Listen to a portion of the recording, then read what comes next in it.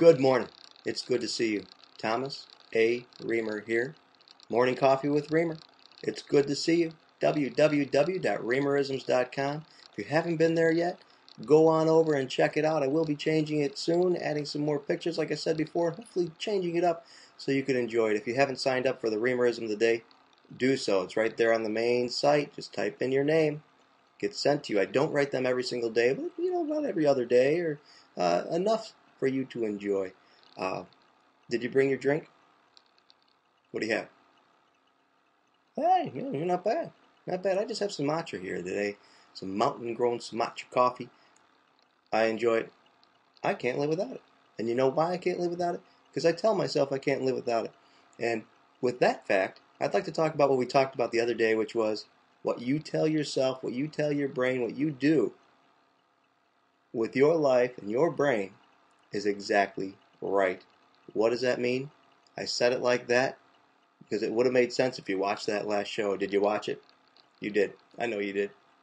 Listen, I'd like to expand on that again and talk about it because it's such a big thing. Your mind is such a big thing in what you do and what you could accomplish that it's worth talking about again and maybe in a couple more shows because whatever you tell yourself is exactly right, good or bad. Whatever you tell yourself is exactly right. If you tell yourself you can't do it, you're not going to be able to do it. If you tell yourself you can, you can. I've personally proven that many, many times in my own life, and I'm sure you have too. You ever shot hoops or whatever? If you're a basketball player, I'm sure you get them every single time. If you ever shot hoops or did good in something, in a sport, a family event, whatever, did good in something, and once you started realizing, wow, I'm doing great, you do a little better, then you get a little cocky and maybe you start missing some shots. It's all mental. It's all in your brain. Most of the things that I've accomplished or what I've done at one time, I told myself that I couldn't do it. Everybody around me told me I can. You can do it. You can do it. You have the skills. You can do it. You're smart. You're smart. But to myself, I told myself, no, I can't do it. I'm not smart enough. I can't do that. But I've always proven myself wrong. It's taken me many, many years, nearly my entire life, to finally realize that I actually can do things. Go figure, I can do things. If I tell myself I can. Okay?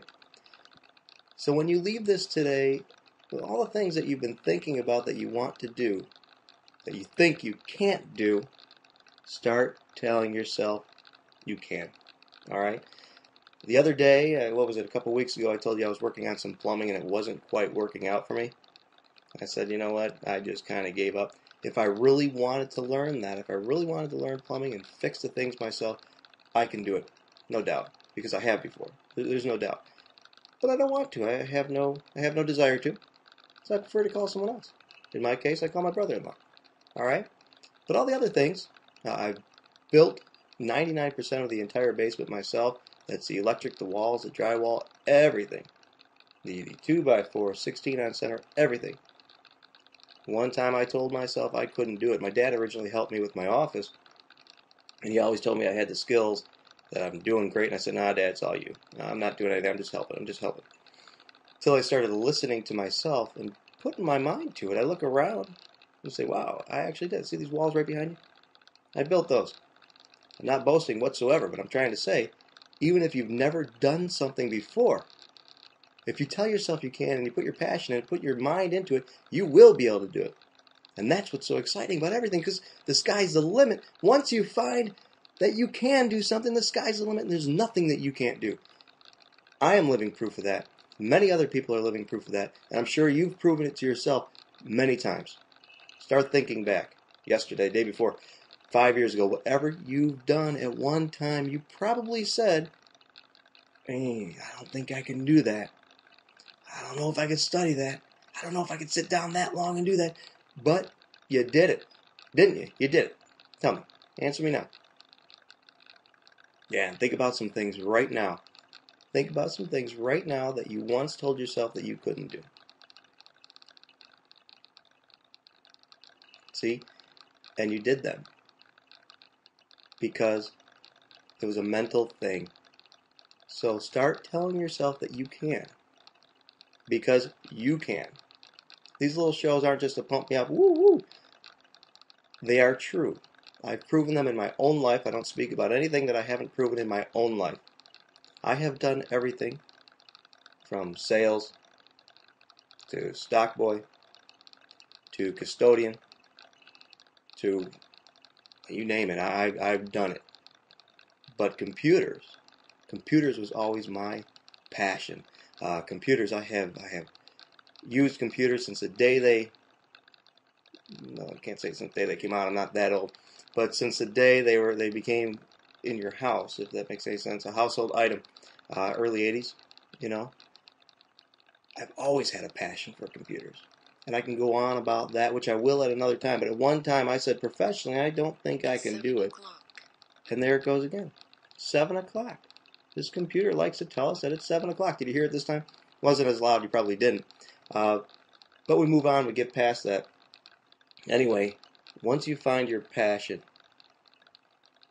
tell yourself you can do it, and you can. And it doesn't even have to be a passion. If you have to do something that you really don't want to do, you can still do it if you tell yourself you can. Okay?